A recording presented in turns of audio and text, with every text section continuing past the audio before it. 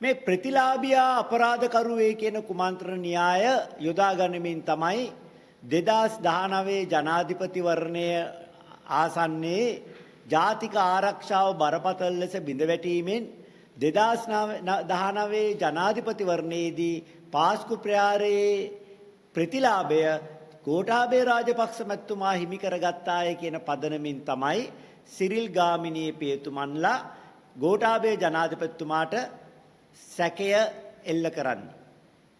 හැබැයි අපි හොඳටම දන්නවා 2018 පළාත් පාලන මැතිවරණයේදී පොහොට්ටුව 42%ක් ශ්‍රී ලංකා නිදහස් පක්ෂයේ 14%ක් ඡන්ද ප්‍රතිශත ලබාගත් නිසා ජනාධිපතිවරණයට යනකොටත් ශ්‍රීලනීපයේ සහ පොදු පෙරමුණේ සහාය ලැබුණු ගෝඨාභය රාජපක්ෂ මැතිතුමා 56%ක ඡන්ද බැංකුව සහිතවයි හිටියේ. පාස්කු ප්‍රහාරයෙන් ප්‍රතිලාභයක් ලබා ගැනීමේ අවශ්‍යතාවයක් එතුමාට තිබුණේ නැහැ.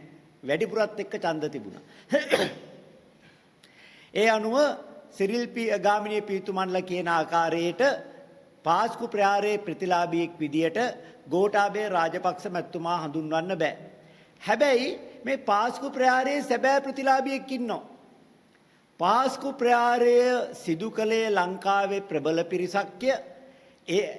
ඇත්තෙන්ම මැල්කම් රංජිත් කාදිනල්තුමන් 2022 නොවැම්බර් මාසේ 15 වෙනිදා කොළඹ අගරදුගුරු පදවියෙන් විශ්‍රාම ලැබිය යුතු තිබුණා. මොකද එදින එතුමාගේ 75 වන උපන්දිනයේ යෙදී තිබුණු නිසා.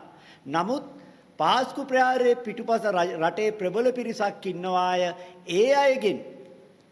ඒ අයව නීති හමුවට පැමිණීමට මම තනතුර දැරිය යුතුයයි වතීකානුවට දැනුම් දෙමින් කාදිනල්තුමා 4 වතාවක් මේ වන විට සේවා දිගුවන් නැත්තම් රීලෝඩ් දාගෙන තියෙනවා.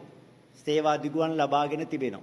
ඒ නිසා හැරිලා බලද්දී පාස්කු ප්‍රහාරයේ සැබෑ ප්‍රතිලාභියා වෙලා තියෙන වෙන කවුරුවත් නෙවෙයි කාදිනල්තුමා. එහෙමනම් ප්‍රතිලාභියා අපරාධ කරුවා වේ කියන කුමන්ත්‍රණ න්‍යාය විශ්වාස කරනවා නම් සිරිල් ගාමිණී පියතුමන් පාස්කු ප්‍රහාරයේ පිළිබඳ වගකීම එහි සැබෑ ප්‍රතිලාභියා වන මැල්කම් රංජිත් කාදිනල්තුමා මත ඔබතුමා පටවන්නේ නැත්තේ